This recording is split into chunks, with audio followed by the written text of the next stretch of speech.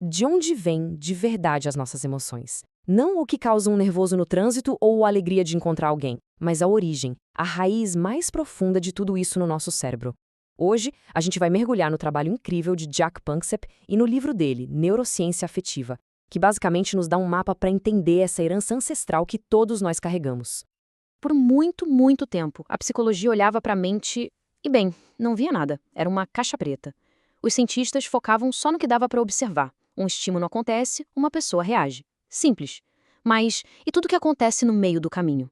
Nossos sentimentos, medos, paixões? Pois é, tudo isso era simplesmente deixado de lado. Essa ideia da caixa preta tem um nome, é o behaviorismo.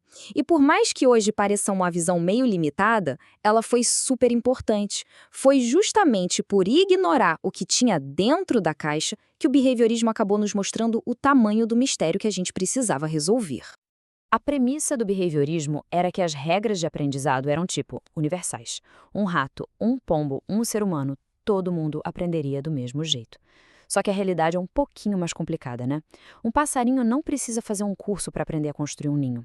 Um gato não precisa de aula para saber caçar. Esses instintos, essa programação de cada espécie, mostrava que as tais leis universais não eram tão universais assim. E aqui está o ponto principal. O behaviorismo simplesmente ignorava o software que já vem instalado de fábrica no cérebro dos animais. Pensa nisso como um sistema operacional que já vem com os programas básicos para a gente funcionar. Para os behavioristas, se um comportamento não fosse aprendido, era só um bug, um ruído sem importância. Então, se o behaviorismo nos mostrou os limites da caixa preta, o que aconteceu quando a ciência finalmente teve a coragem de abrir essa caixa? A resposta para isso é a neurociência afetiva. A proposta do Panksepp foi, radical. Ele disse que para a gente entender a mente de verdade, não dava para olhar só para uma peça do quebra-cabeça. A gente precisava juntar 3 pilares. O que acontece no cérebro, ou seja, a biologia, como a gente age, o comportamento, e o mais importante, o que a gente sente por dentro, a nossa experiência pessoal. E aqui a gente chega na ideia central que muda completamente o jogo. As nossas emoções mais básicas não são coisas que a gente aprende do zero. Elas são, na verdade, um presente da evolução. São programas antigos instalados no cérebro de todos os mamíferos, incluindo o nosso. Tá, mas que programas são esses que estão rodando no nosso cérebro o tempo todo? O Panksepp conseguiu mapear 7 circuitos emocionais primários. Eles são a base, a fundação de toda a nossa vida afetiva. E aqui estão eles: seeking, rage, fear, lust, care, panic, grief e play. O Panksepp fez questão de escrever assim, em letras maiúsculas para deixar uma coisa bem clara: isso não é só uma listinha de sentimentos. Cada um desses nomes representa um circuito neural de verdade, físico, lá no cérebro. Para a gente entender melhor como eles funcionam, vamos dar uma olhada mais de perto em 2 deles. Vamos começar com o sistema seeking, ou busca. Pensa nele como o motor que impulsiona a gente para frente.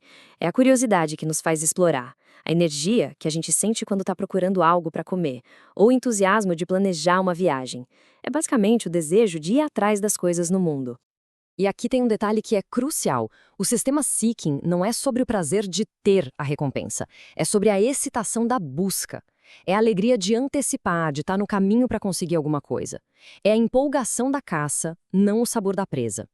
Agora, vamos para um sistema que, nossa, todo mundo conhece bem de perto. O sistema de pânico/luto. Esse é o circuito da dor da perda social.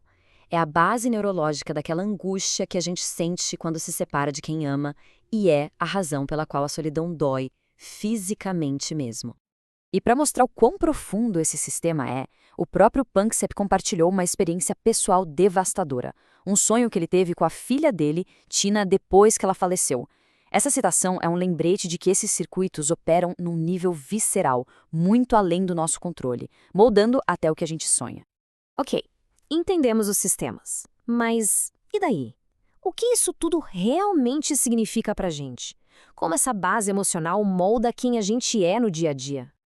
Pensa nesses sistemas emocionais como se fossem os controles de uma mesa de som dentro da gente.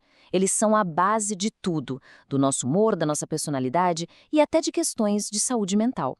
A calibragem de cada um desses sistemas é o que nos torna únicos. Se o sistema de medo de alguém é mais alto, essa pessoa pode ser mais ansiosa. Se o de busca é mais ativo, talvez ela seja mais otimista, mais aventureira. Então, quer dizer que somos escravos da nossa biologia? Não, não é bem assim. Estudos fascinantes com gêmeos idênticos que foram criados em famílias diferentes mostram um equilíbrio bem interessante. Mais ou menos metade da nossa personalidade parece vir da genética, ou seja, da calibragem inicial desses sistemas. Mas os outros 50% são moldados pela vida, por tudo que a gente aprende e experimenta. E talvez a ideia mais bonita disso tudo seja essa: não estamos sozinhos nos nossos sentimentos. A mesmíssima maquinaria emocional que existe dentro da gente existe em todos os outros mamíferos. A alegria de um cachorro brincando, o luto de um elefante por um companheiro que se foi, não são sentimentos parecidos com os nossos. Eles vêm da mesma raiz evolutiva, dos mesmos circuitos neurais. E isso tudo nos deixa com uma reflexão muito poderosa. Se as nossas emoções mais profundas são uma herança biológica, um presente de milhões de anos de evolução, a grande questão não é se vamos sentir, mas o que vamos fazer com esses sentimentos. Como a gente pode usar essa compreensão para construir vidas mais ricas e uma sociedade que entende melhor a sua própria natureza?